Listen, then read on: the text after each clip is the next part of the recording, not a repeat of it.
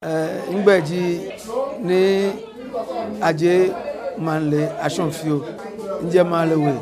ke si onu kwa be meji mo ni nko ese wo ya be ni watoto yi ni wo ka yu afile o fe Gadangme bi ji wo siboni imeji to gbeja no ho ji mo go tun mo go hie ke ji nu wa ye ke ka te la te janwo aga bagamashi osu la ke techi pon ka wa mene tuafen ke won woto obi no wo ye wono be mi ne ke jaju watu kusum nutumo san ke je be memi niji ma we mi mene wo hanga wala juwe ope wakuse bi njufo wo sha ni wo ha himeji ni ena eko ameti wo hu wo yeko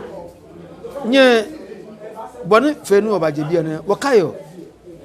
no numo nji wo ni kakada ajo lepo mo fe mo ni kale wo kusun ku fe mo afio mena wo shita mo ne o ke wo ha ngo wala numo e basalawo wo kale ajo nji wo ni kakada nji wala pa danje ka o ke wala pa je noko ni tumonoko na aja sibonja kaji ona obana yiminse je noko na kanene so nu wonja chikusun wo fe wo hale bona fe for about 400 years ago nu wala me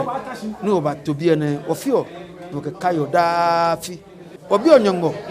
bona fe afi nu abotemi e woni bi fe ne jaje ya afi nu ho mi e wo solio nu obi onyongo nu obi ojema wo obi o himeji ne na kwa meti wo mo kayeli di ameye si aboni wo yo pe ni amegbei amegawo nibi na mafe no wacha no kaje shene ke bi o kayo ame bonafe ni yinobi ke bi ni ba ame wa mele boni himeje fe ni ambayeso